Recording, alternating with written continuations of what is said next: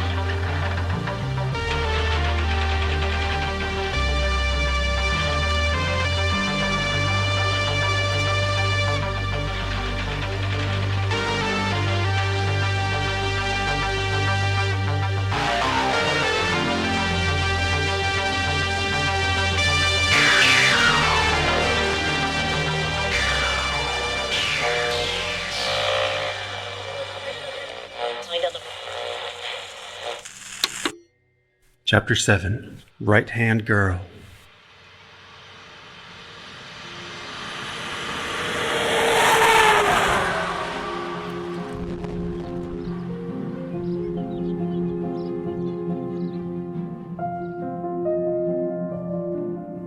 The court. Mr. McGee, come around, sir. Just around through that aisle there, and then face the clerk. Miss Clerk, raise your right hand, please. Do you solemnly swear to affirm the testimony you are about to give in this case, now pending before this court, is the truth, the whole truth, and nothing but the truth, so help you God? I do. Come around, Mr. McGee, and have a seat right there. Okay, I believe that microphone will pick up your voice. Mr. Marshwinski. Mr. McGee, would you state your name, please, sir? My name is E.D. McGee, and where do you live? I live in Sibley. Sibley, what state? Louisiana. Okay, is that close to Minden? Right. Is it close to the interstate there? Right. Now I want you to direct your attention back to January of 1985. Did anything unusual happen around your yard? Well, it was, there was 3 white people, which was 2 men and 1 lady that came there. Let me ask you this. What kind of business are you in the city? Scrap business, record yard. And you have what? Do you have a large facility there? About 4 acres. Now the people that came, do you remember their names? No, I do not. And do you remember what happened? Could you tell the ladies and gentlemen of the jury what happened? Well, yeah. When they first came there, the first lady came and said that they were broke, and they asked me if I could let them have some money. I told them just like that, and they said, well, we ain't got nothing to put up but that girl's clothes. He said, well, we'll come back and pick them up.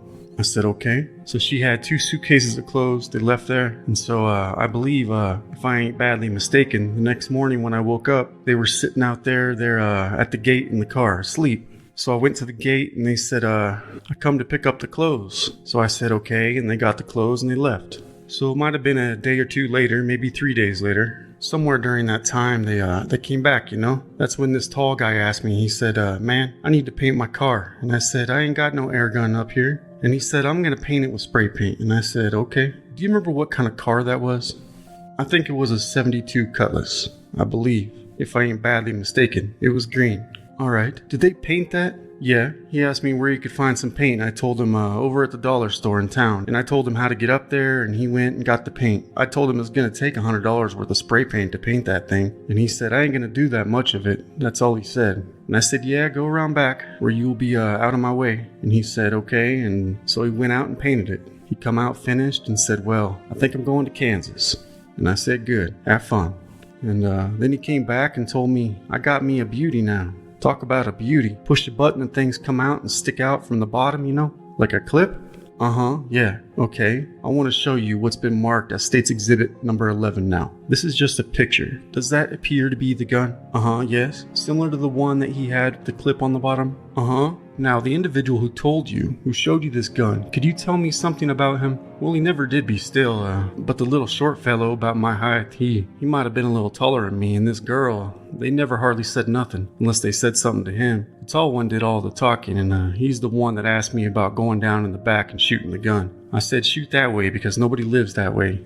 He said, I'm gonna shoot that old car, and I said, fine with me. Did you hear this gun shoot? Yeah? And how did this gun shoot? Real fast. Real fast. Could you tell me how many rounds it was shooting? I think he shot off a couple of rounds down there. Now, let me ask you this. Did one of them own the car and one of them not? I think the tall one owned the car. And what about the other one? Who was the girlfriend with? I never found that out. Which one whose girlfriend? She was with both of them. I don't know which one was which. Now, the individual that showed you this gun or shot it off in that area there, do you see anybody in the courtroom that was there that day? McGee silently looks around the courtroom. Do you recognize anybody? No, I don't believe so. It's been 2 years, hasn't it? Uh-huh. And really, I didn't pay that much attention when they came there. Okay, now the individual that was shooting, I might ask you, did you ever see this individual here at your place? The individual seated at this table here? Where? That one? Sitting right there? Do you think that this is the man? Did he have a beard then? No.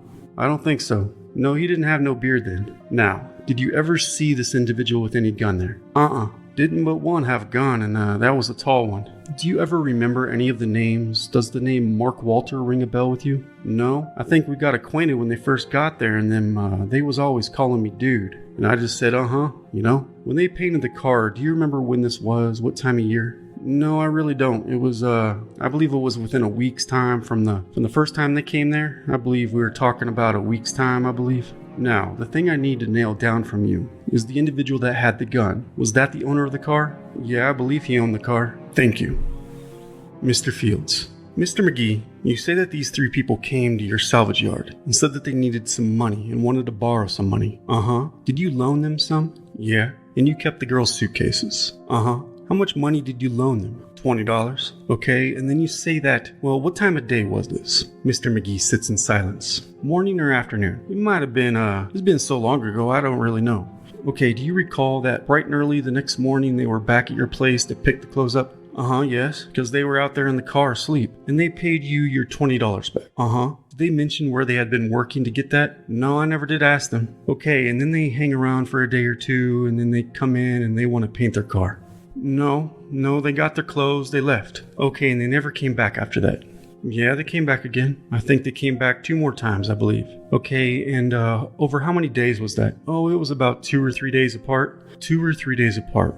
And the last time was the one that they wanted to paint the car. And that was when they showed you a gun. Did they tell you where they had been working to get that money? Did it occur to you to ask where they were getting their money? Okay, let me show you a photograph. That's been marked as State's Exhibit 9. It's a blue and red Cutlass. And ask you if that looks kind of like the car. That looks kind of like the car. Okay. And they would have painted the blue part or the red part. They must have painted the blue part because I think the car was green when they was there. Okay, but they sprayed it with some color. Just out of the handheld spray. Have you ever seen a car painted like that before? No, sir. Did this strike you as unusual? Right. They wanted to do it quick? I guess so. And nobody had a beard back then? I beg your pardon? Nobody had a beard. No. No further questions. The court. Just a moment. Any redirect? Mr. Marszewski. Just a couple more, Judge. Mr. McGee, did anybody appear to be a hostage or held against their will or anything there that day?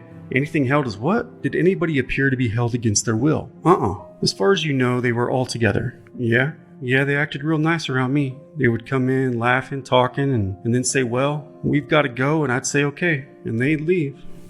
Did any police ever investigate or talk to you after this incident? Am I the first person to talk to you about it? Right. Okay, and when was that? Last month sometime? Did the girl ever touch or hold the gun in any way that you recall? Nobody ever had it but the tall one, and he kept the gun. How tall are you, Mr. McGee? Me? 5'7". 5'7", right? And one guy I think you said was about your height? And how tall was this other one? The other one, I'd say he's almost as tall as you. About 6 feet or so? Something like that. All right, thank you. Mr. Fields, just one other question. You said that they were all together. Did all of them see the gun? Yeah, when he pulled it out. Everybody was standing there when he pulled the gun out. And when he wanted to go shoot it? Yeah, he went around the back. All right, no further questions.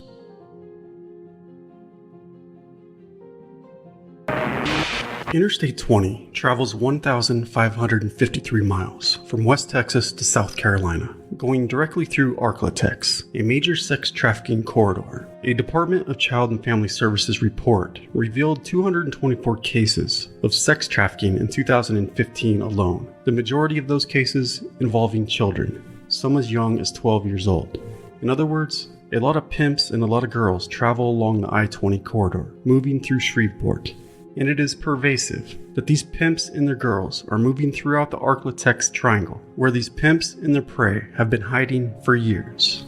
Most people are not aware there are so many girls being trafficked along this region. If so, they may imagine girls chained up in the back of an 18-wheeler, being hauled from place to place, when actually all they see is a nice car going by and a girl with her man, and she looks happy and normal. But what will happen to those teenage girls is far from ordinary and happy. In reality, she's getting ready to sell her body after being told of an innocent opportunity to make some money, never getting all the details, and they are deceived into a virtually inescapable life of sex slavery right here in the heart of America. And along Interstate 30, Arklatex agencies have reported that a vicious gang, having named themselves after the corridor, the I-30 cartel, has many members who joined ranks at age 12 or younger, who have been arrested for engaging in organized criminal activities, from aggravated assault to aggravated robbery to capital murder. Detectives believe that the group was involved in the murder of a man in a Chili's parking lot in 2020. A murder-for-hire plot that turned out to be part of a more extensive series of criminal acts committed by the I-30 cartel gang members. Police also claim the gang was responsible for the shooting of a 35-year-old victim as he sat in a vehicle outside of a business in 2021, only minutes after another man was tied up inside his home and robbed at gunpoint by several men in the same I-30 corridor. And everything from arrests being made for those driving 110 plus miles per hour on Interstate 40 to go to the bathroom, to the discovery of trunk loads of drugs, to road rage shootings, to random shootings across the Badlands of Oklahoma, to the Texas Panhandle, and beyond. The corridor's dark history far predates Blacktop itself. I-40 runs along and atop what was once America's highway, iconic Route 66, the Mother Road. Usually, a road trip along what remains of old Route 66 conjures images of a more innocent golden age of car travel. Unfortunately, America's Mother Road and the regions it traverses have a dark underbelly, home to unspeakable crimes, like Staffelbeck's murder bordello, to the wicked orphan maker of Route 66, to the miseries of the Dust Bowl exodus, to the infamous hideouts for outlaws such as Al Capone, otherwise known as Scarface, and even the James Gang and Bonnie and Clyde, who themselves often sought refuge while on the run amongst the weary refugees of Dust Bowl encampments.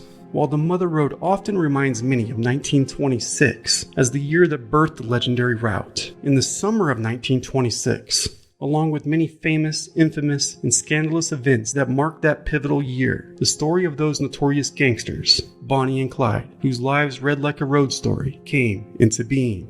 In 1926, just short of her 16th birthday, self-proclaimed poet Bonnie Parker dropped out of her Texas high school, and 19-year-old Clyde Barrow was imprisoned for the first time for car theft. Clyde, who had inspired to become a musician, was quickly motivated to commit to a life of crime by his older brother, Buck. Clyde's incarceration was the beginning of a lifelong vendetta with law enforcement. After Bonnie and Clyde met through a mutual friend, exactly like Lisa Dunn had met Daniel Rometta, and just like Lisa, Bonnie, eager to begin her new life with her new beau, wasted no time getting Clyde out of the pen. Only Bonnie went about it, not by raising bail, but by smuggling a gun into the prison, which Clyde used to escape. And Bonnie and Clyde nor wasted any time cutting a swath of vengeance right down Route 66.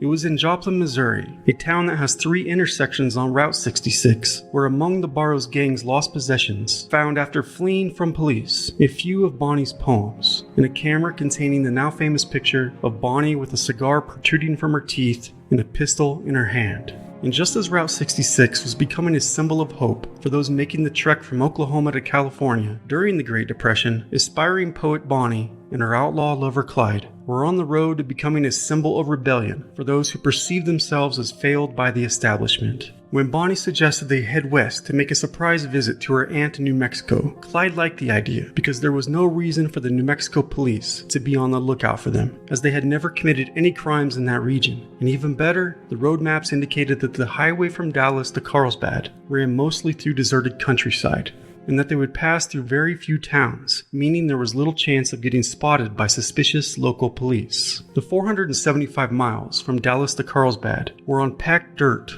rather than paved asphalt, and though the speed limit was 45 miles per hour, Clyde routinely ignored speed limits. He drove all the way to Carlsbad himself, as he never liked to let anyone else drive. Yet another sign of his determination to be in control of everything.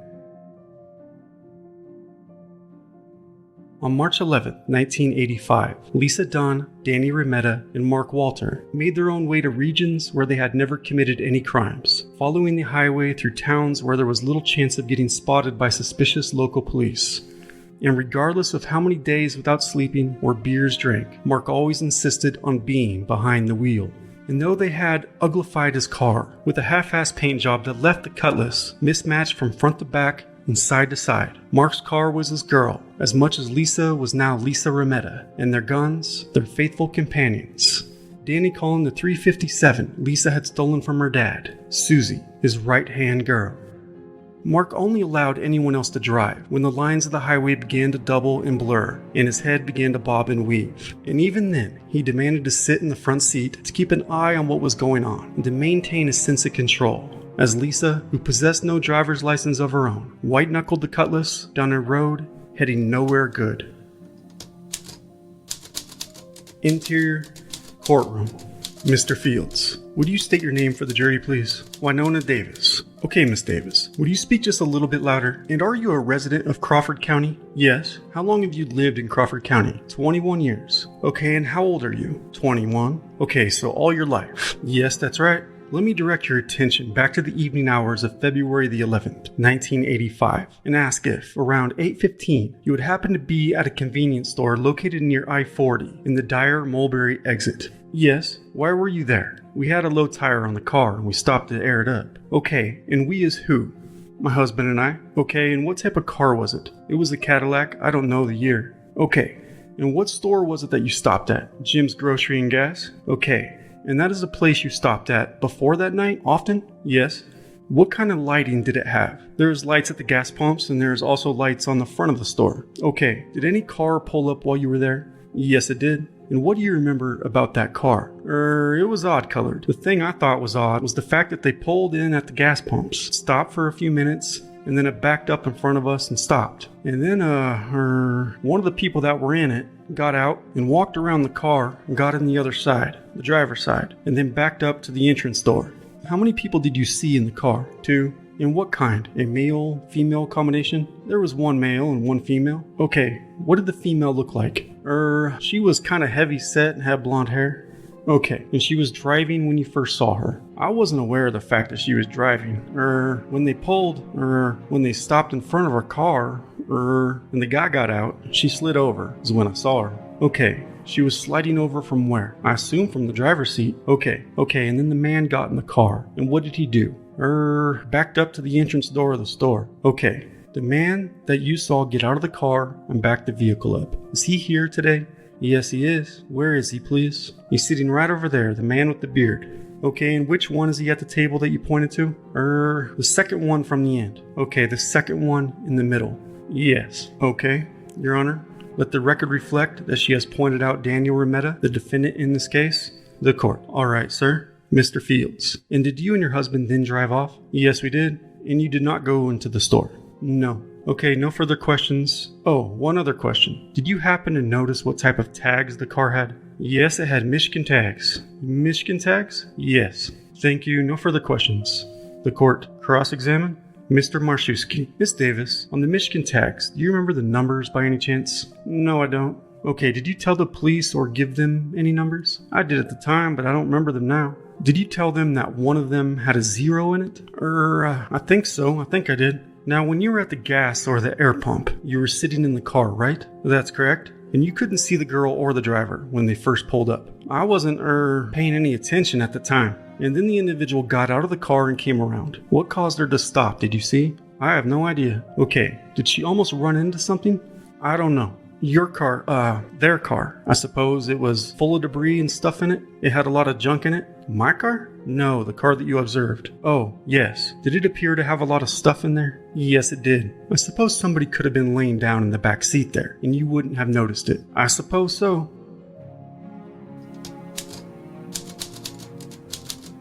Exterior, Jim's Grocery and Gas, Dyer, Arkansas. February 11th, 1985, 8:20 p.m. Arriving at a gas grocery combo store, Jane Wilcox of Mulberry, who had stopped in to buy some things, chat with the station attendant for a minute or two, and clean out her car, has just pulled back out onto Highway 64. Another driver, Joe Benham, is coming east when a vehicle driving erratically crosses the center line in front of him as it turns into the station. At the same time, Dwight Davis and his girlfriend, Wynonna Jean, who have been in Fort Smith for the day, have just pulled in to get some air for the back tires of their 1974 Cadillac and are about to back up to the air pump when they are suddenly cut off by a young woman in an older model red Oldsmobile with a blue door on the passenger side, who attempts to drive between the Cadillac and the gas pumps, nearly striking one of the pumps in the process before slamming on the brakes. Dwight curses the recklessness and gets out to put air in the tires. As under the station lights, Wynonna gets a good look at a man, around 6 foot tall, clean-shaven, dark-complected, with dark stringy hair parted down the middle, slender built, and a pair of 501 Levi's jeans. As he gets out of the junk-filled Olds and walks around to the driver's side, and a young woman, white, sandy blonde hair, shag type cut, round face, and somewhat heavy built, scoots over to the passenger side. The man gets in and backs the car up until the blue passenger door faces the store's entrance. Wynonna, who had grown up playing a game trying to guess the states of license plates, naturally identifies the tag on the strange-looking car as being from Michigan. Dwight gets back into the Cadillac, and the pair drive off, losing sight of the lady and the man sitting in the Oldsmobile. Interior, Edwards residence, 8:30 p.m. Jean and Jim Edwards, owners of Jim's Gas and Grocery, were at their home about 100 yards from the store, where 42-year-old employee Linda Marvin is working behind the counter. When family and friends hear strange scratching noises coming over an intercom connecting the store to the house, Jean hears a loud sound, a pause of silence, and then more brash noises. Concerned, she calls down to the store on the intercom, but gets no response. She panics and runs to the closet to get her shoes, telling her husband and the folks visiting something has happened. Everyone in the house runs down to the store as hard as possible. As they arrive, seeing only Linda's pickup truck at the station, they rush inside the store's glass entrance.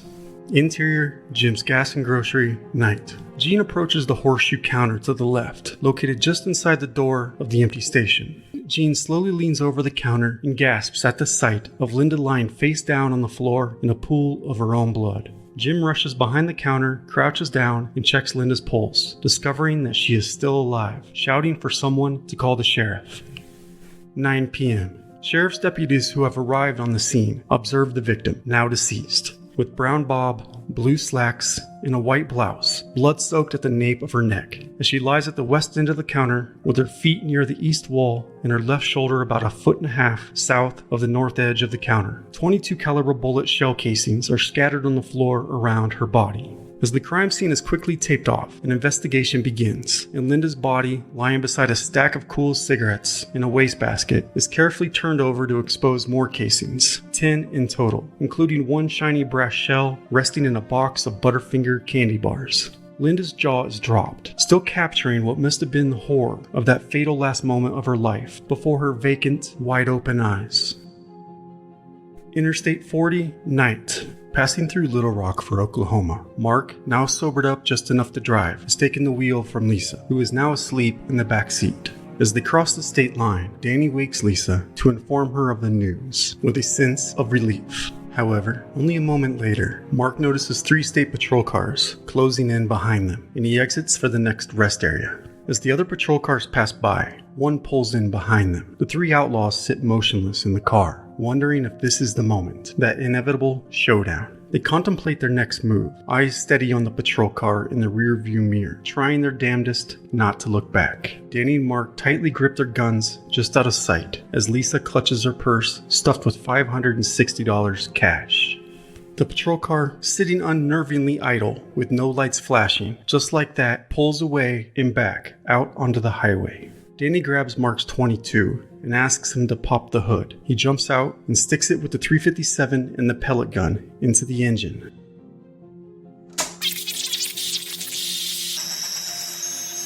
Cruising back in time 5 decades. While on the run, Bonnie and Clyde preferred to stay at motor courts. a recent innovation since the end of the First World War, which many Americans were taking advantage of, along with cheaper cars and improved roads, as travelers needed convenient and inexpensive places to stay along the way.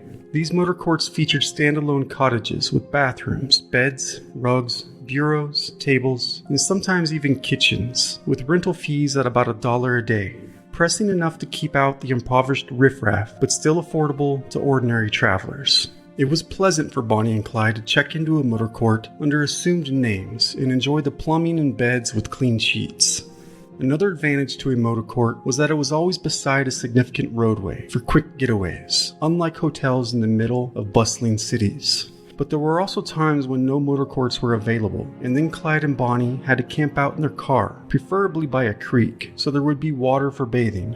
At these times, bugs were a constant irritation for Bonnie, who was also petrified of snakes, so much so that if she thought there was even a remote possibility of one nearby, she wouldn't get out of the car. Because fire might draw unwanted attention, their camp meals were usually cold crackers, Vienna sausages, sardines, and cans of beans.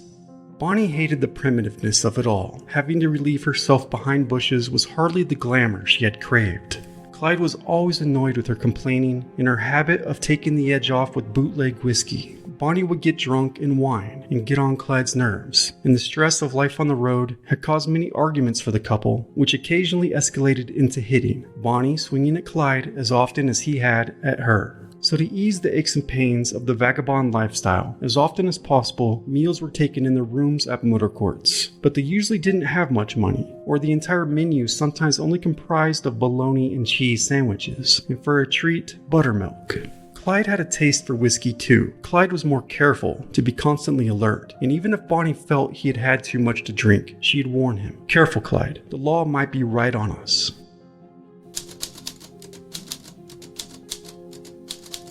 Exterior, Motel 6, Oklahoma, 10 p.m.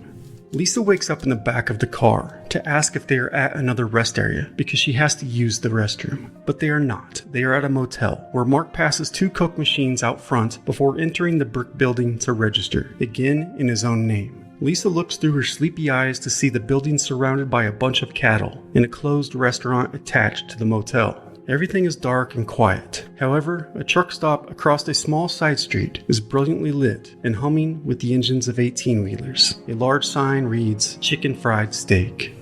Interior, Motel 6. Lisa crawls into bed and falls asleep, but is quickly awoken to be told that they want chicken fried steak from the truck stop.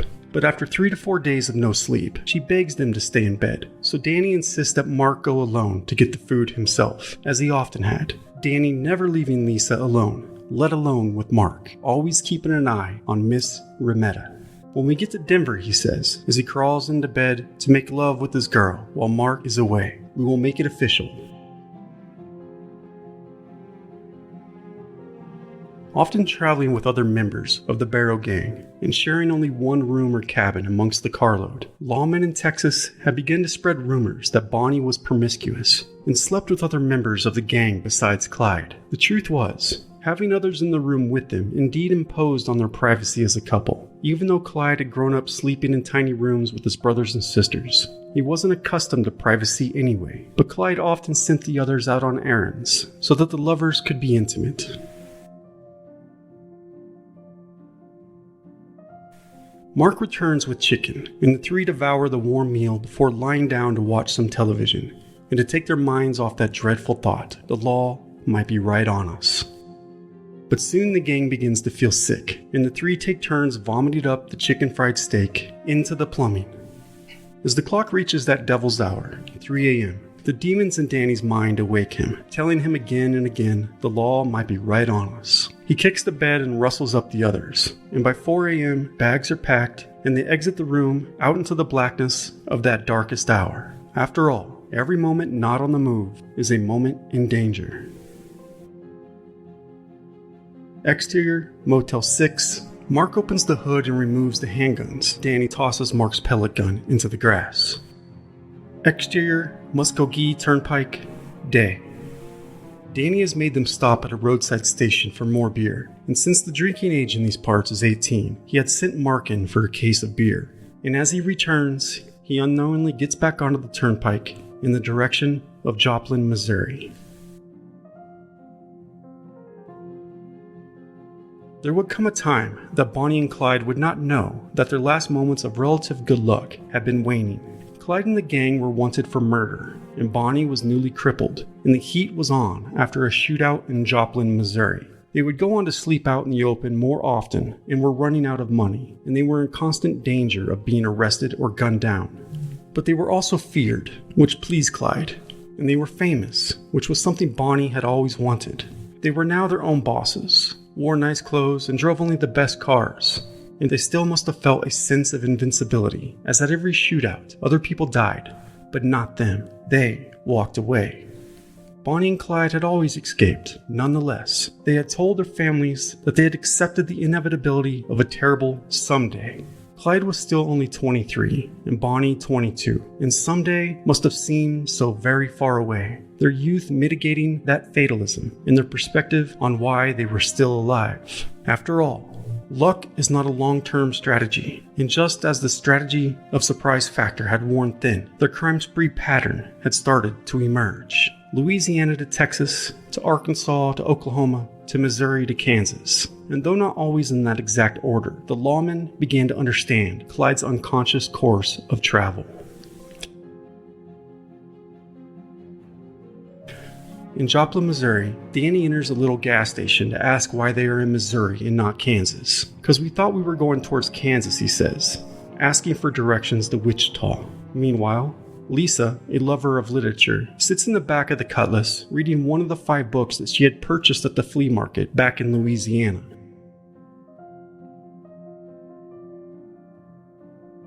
While Clyde mostly did his best to keep Bonnie happy. He had even stolen a typewriter for her to sit in the back seat with her arsenal of handguns, bars, shotguns, scatterguns, and boxes of ammunition to tap out new poetry while Clyde drove.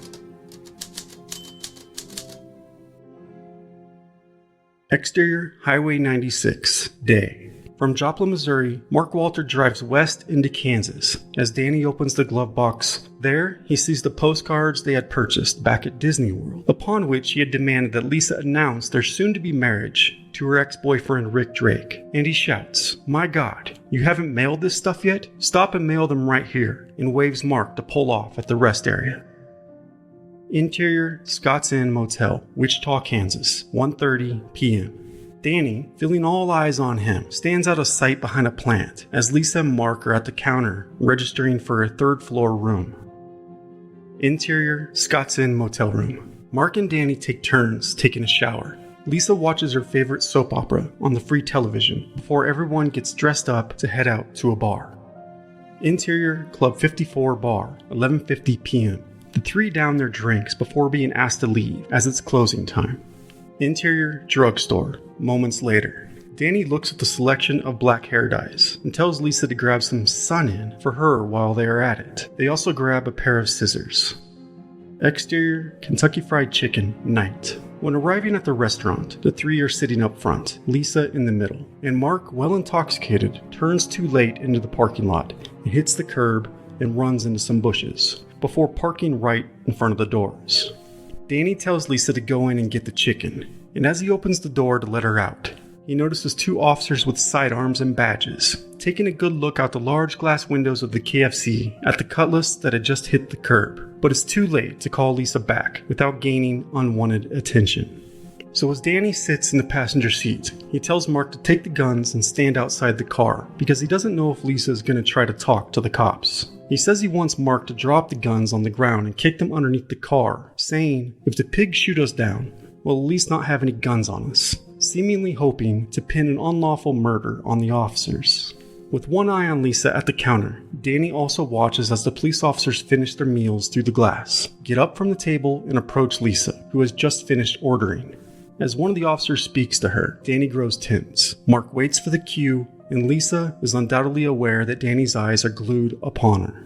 Interior Kentucky Fried Chicken. "Saw how y'all pulled in here like that. You kids ain't been drinking, have you?" asks the officer. "No, sir, we haven't," says Lisa. "We're just not from this town, I'm sorry." Lisa doing her best to keep the police from going over to the car because she is terrified of what might happen, what Danny and Mark might do. She tries to keep the interaction short, not taking the opportunity to claim that she is being held hostage, a thought that actually does not even vaguely cross her mind, as she is too distracted by the idea that she might get shot or that Mark is going to get shot and that there are too many people in the KFC who might also get shot. She visualizes the cops shooting everyone in the store as Danny just sits there and does nothing. From the corner of her eye, she sees him peering from the darkness, trying to read her lips, as she reassures the officers. We just don't know our way around. We will be more careful. The officers seem appeased and walk away, but Lisa, grabbing her order, is shaken. She is so nervous about what Danny must be thinking as she exits the KFC that she drops the bucket of chicken just outside the door. Exterior KFC. Having to screw around picking up the scalding hot chicken, the officers step over the mess and walk back to their squad car, giving the side-eye to the multicolored cutlass sitting just outside the door as Mark quickly gets back in the car with the guns. As the cops pull away, Lisa yells for someone to help her because the chicken is all over the sidewalk and the drive-thru, and she screams that she could be hit by a car, but neither budges from the cutlass. And Lisa returns with a smashed bucket of chicken. Danny lets her in the car asking, "What did you tell them?" "Nothing. They just asked about Mark's driving." "That's what I thought," says Danny. "You're lucky you didn't talk to them very long."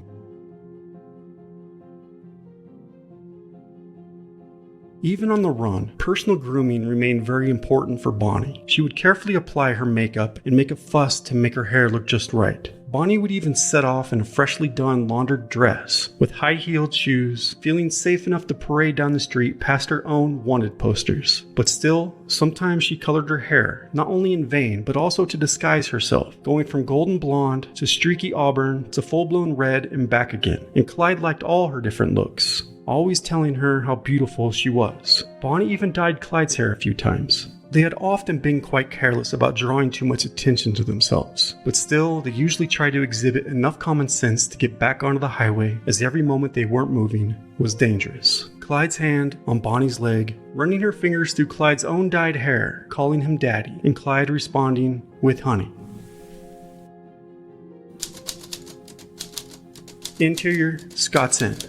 Danny, referring to Lisa by her own pet name, Slave, demands that she does his hair because he cannot do it himself. So as she finishes putting the sun into her own hair to lighten it and trimming off 4 inches, she washes the black out of Danny's already brown hair, realizing it made very little difference to his appearance. She combed it back as he liked it, with a slight crow's peak of his receding hairline. Mark looks in the mirror at his own brown hair, which he keeps shaggy and long in the back. Mark never combs it. He just kind of messes it up with his fingers before stepping out of sight of himself, plopping back down onto the bed. Danny also kicks back, sliding Susie, the blue chrome 357, underneath the mattress, right where he likes to feel his right-hand girl. The court. Mr. Taylor, if you will take the witness stand, please. All right, Mr. Fields, Officer Don Taylor, on behalf of the state of Arkansas, takes the stand. Mr. Fields, sir, would you please state your name, please, for the jury? My name is Don Taylor.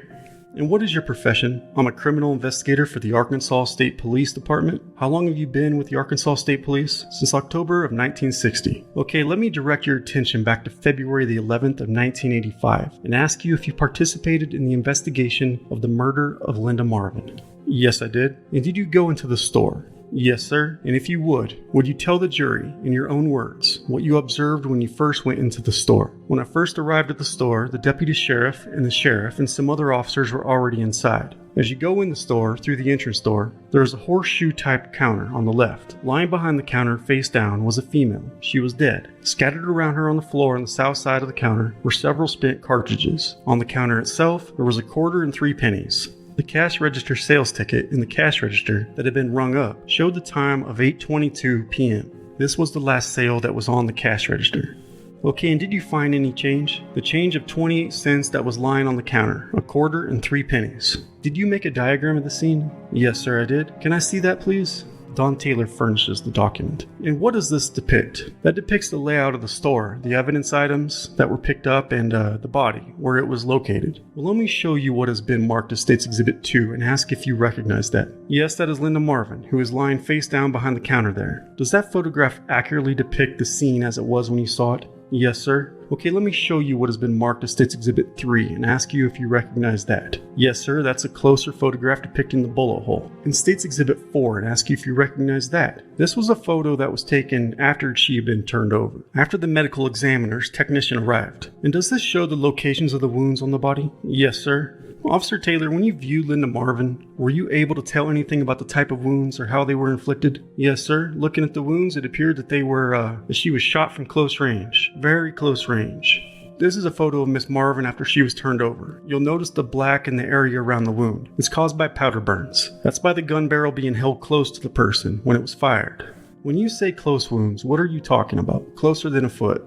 In the course of your follow-up investigation after that night, did you have an occasion to speak to the defendant, Daniel Remetta? Yes, sir, on February the 15th of 85 at 2:30 p.m. Let me show you a transcript and ask you, was that statement recorded? Yes, sir, it was. And is that a transcript of the statement that was recorded? Yes, sir. Okay, there are some initials on here. What is DT? That's me, Don Taylor. Your Honor, at this time I would like permission to read to the jury States 10, which has been identified by the officer, the court. Are you going to read it, or are you going to have Mr. Taylor read it? Your Honor, I thought I would read it. Mr. Marszewski. I would object to that. Officer Taylor is the one that took the statement. He should be the one that reads it. The court. That will be overruled. He can offer it the way he wants to. Mr. Fields. Thank you, Your Honor. Okay, here we go.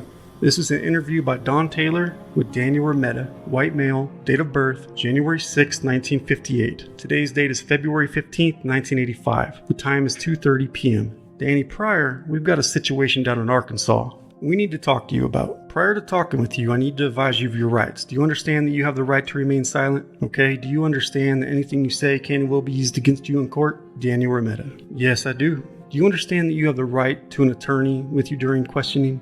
Yes, I do. Do you understand if you cannot afford an attorney, one will be appointed for you by the court? Yes, I do. Before any questioning, do you understand that if you decide to answer questions, you still have the right to stop answering at any time? Right? Do you understand you may waive the right to advice of counsel and your right to remain silent, and you may answer questions or make a statement without consulting a lawyer if you desire? I'll answer the questions. Pardon? I'll answer the questions. Okay, fine. Do you understand your rights, though? Yes, I do. What we're interested in, Danny, is Arkansas. I'm interested in knowing where you came into the state, what highways you traveled, and where you left. Shoo, I can't even tell you that. You don't know where you came into the state of Arkansas? I think it's Oklahoma before Arkansas, or what state's before there? You came through Arkansas out of Louisiana, and then you go into Oklahoma. Okay, so we went that way then. Okay, and took Interstate 40 out of Little Rock over into Oklahoma. That's the interstate highway. I don't know the highways. I know we went through Little Rock, yeah. Okay. But you traveled on a 4-lane road. Not all the time, no. So part of the time you were on 2-lane? Some through Alabama and Mississippi, I think. No, we're talking about Arkansas after you left Little Rock going toward Oklahoma. Well, I'm not sure if it was a 4-lane or 2-lane, to be honest with you. You don't know whether you were meeting traffic or not? The traffic was coming this way, so we were going this way. I think we were going west or east, I don't know. Well, you had to be going east or west if you were on 40. That's the only way it goes. Okay, you had been traveling west. Yeah, that's the way we were traveling. Before you got to Oklahoma line, Lisa was driving for a while there. Yeah, and the boy that got killed, I don't recall his name. Mark Walter? Mark, right. You or Mark, one was asleep in the back seat or lying down in the back seat? I believe so, yes. You got off the interstate at mile marker 20. There's a DX station on the right and another service station and cafe on the left there. And about 150 yards after you get off the interstate, you come to a stop sign, and that's Highway 64. And just across Highway 64 is a little old grocery store and gas station that goes by the name of Jim's Grocery and Gas. There's a stop sign, and right here sits Jim's Grocery and Gas. There are gas pumps, 2 gas pumps sitting right here. There was a Cadillac car backed up here, putting air in the back tire. She drives in and attempts to get between this car and the gas pumps. She can't make it. She stops the car. You or the other boy, one of you got out and walk around the car, get in the driver's side and back up to the front door. The car's parked here when they drive out of the parking lot. Who got out of the car there and backed up the car to the front door? I backed the car up. You backed the car up. I believe so. Who went into the store after this car drove out? I'm not sure if it was Mark or not. I'm not positive. Well, now it's important that we know who it is because just inside the door here, a lady was shot 10 times with this .22 pistol and robbed of $560. Well, from my understanding, they already identified the person. That's what I was informed because some girl had seen the guy go away. You need to answer the question if you can. Well, I'm interested in knowing whether you or both of you who went into the store here and shot and killed the woman. I think it was Mark, but I'm not positive. Could have been you? No, it wasn't me. Did you know he was going to rob the store? Yeah, I guess I did. Did he tell you he robbed it when he got to the car? Well, he had a lot of money, so, it was common sense that he robbed it. How far did you go before you stopped again? I thought we went to a hotel, but I'm not sure. Do you know how far you drove? No, because I think that's where the officers or the state cops passed us. I think that's on that road. Were there blue lights on? No, they didn't have their blue lights on. No, they passed us on this side, and then we pulled into the rest area, and that's where we put the pellet gun and 2 other guns underneath the hood. And then another cop came and parked in the rest area, and from there I think we got to the hotel, Motel 6, and something to eat, and had a truck stop. Who registered? Mark did. Did he use his name? Yeah. Mark Walters. Yeah. How long were you there? About 4 hours, probably. Did you leave in the daylight, or was it still dark? No, it was still dark when we left. You didn't go in the store. What did he buy while he was in there? Did he come back out with a package of cigars? I'm not sure. I don't think he came out with nothing. He might have. Do you know what time of day this was? It was about 9 o'clock, I think. I know it was kind of dark out, I believe. Somewhere around 8, between 8 and 9. I'd say it was before 9, I would think. Okay, so when you left the store, who was driving when you left the store? Mark was driving. Where were you in the car? Back in front again, I think. You're in front and Lisa has gotten in the back. I believe so, yeah. Had Lisa driven from Little Rock? I'm not sure how far she drove. She drove for probably 30 minutes or something, I'm not sure. So you stopped someplace about 3 miles from where this robbery occurred. No, I can't remember. I know we started driving.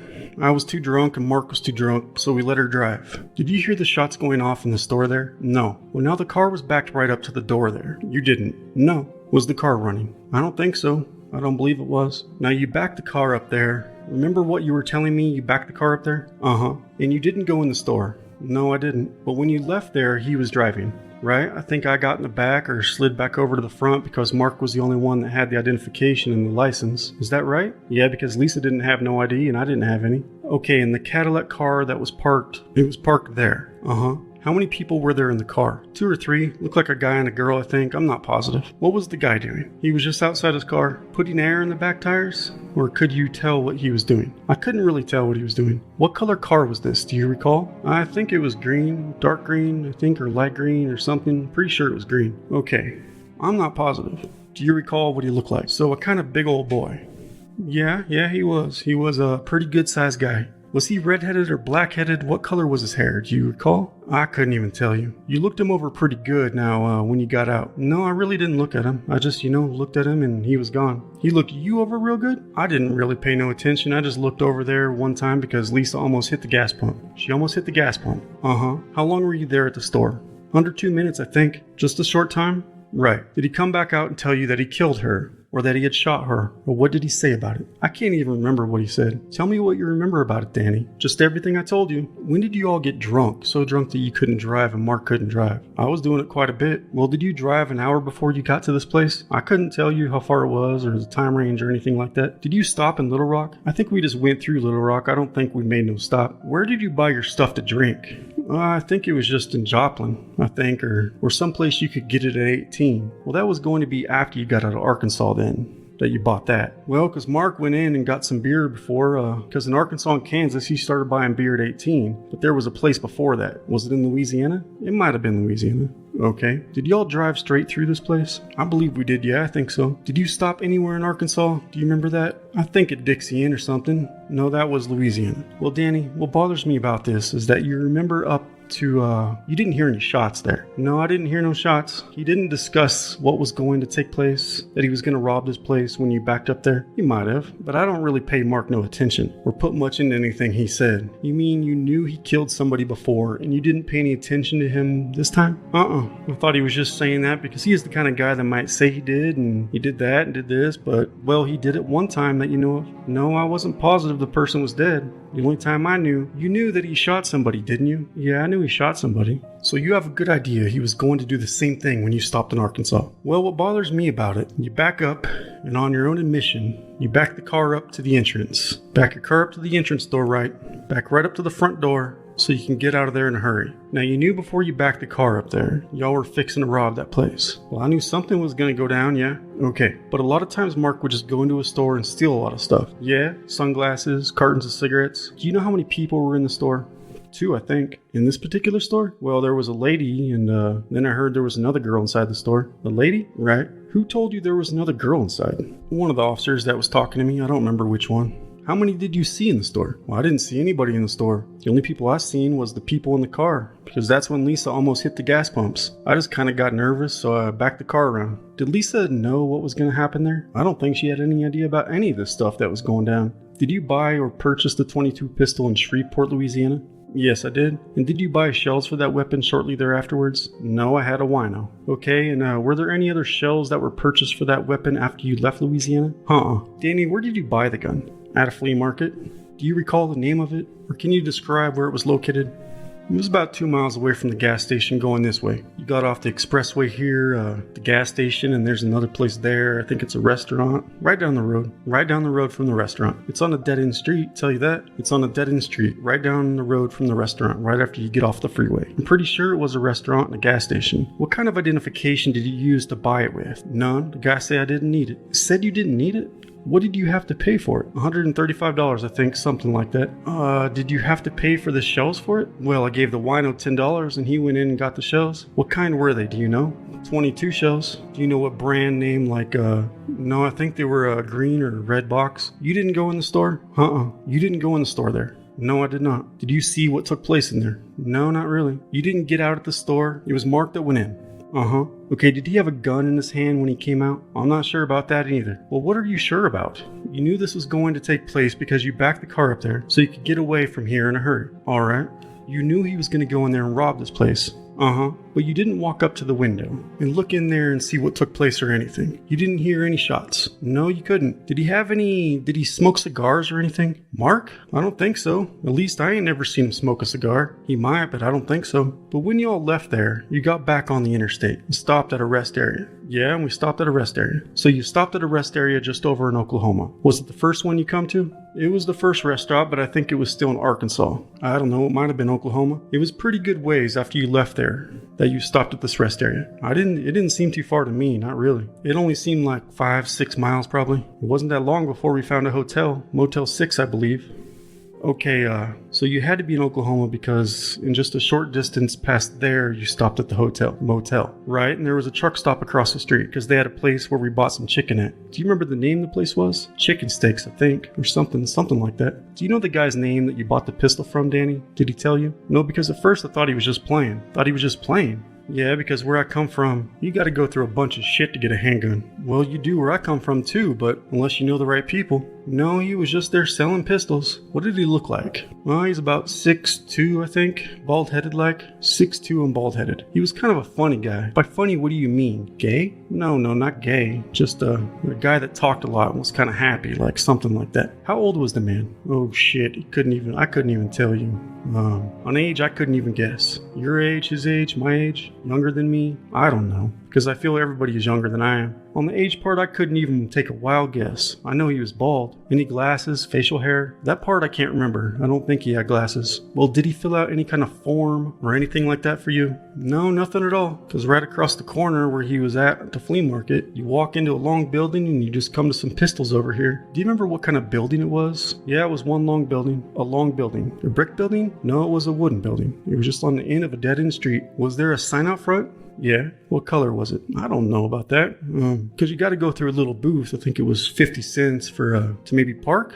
No, to get in. To get in? Just to get in? Yeah, because it was some kind of a, probably like handicaps or something like a donation. I think we got one of the guy's cards. It might have been in the car. I'm not sure. Did you have any other car after you left Florida besides the one you got picked up in? Well, me and Tom had a brown car for a little while. Were you three together? You, Mark, and Lisa? Were you always in the same car? Well, I think Lisa, I'm not sure she rode with us one time or in Tom's car, or maybe not. Okay, now in Mississippi, Texas, Louisiana, Arkansas, Oklahoma, and Kansas, were you in the same car you were picked up in? Yeah. Who painted it red? Me and Mark. How did you do that? We just went and bought some spray paint. Did you go to a salvage yard and do it? Yeah. What salvage yard and where was it located? It was on 147. I don't know the name of it or anything. 147, that's a highway number? Yeah. What state were you in? It was by Dixie or Midland, something like that. So you were in Louisiana still? I think so. So about the card the guy gave you, the business card, well, it was either a business card or a guy wrote his phone number down, something like that. I can't remember. That is the guy you bought the gun from? No, but that's the guy that said he had to get his pistols registered because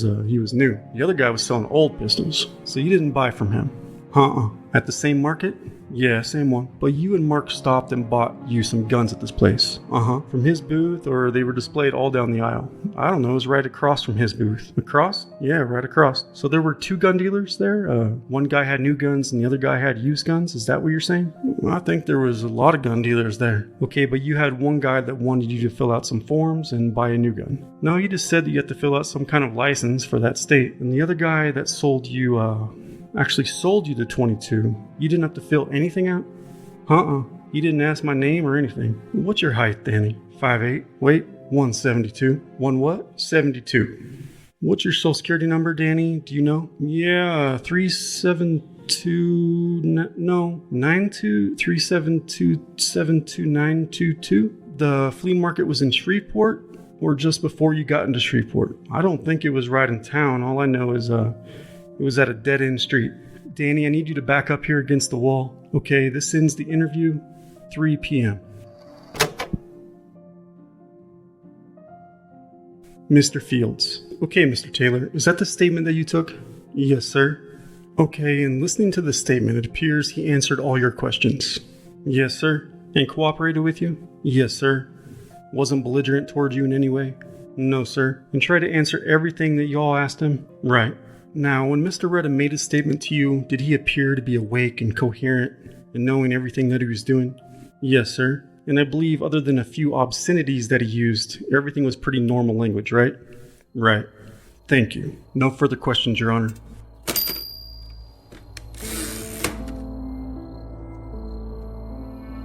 I'm Cory Zimmerman, and this is Spoon River Gothic, Season 2. Death Rides the Highway, a thrill ride fueled by murder and terror.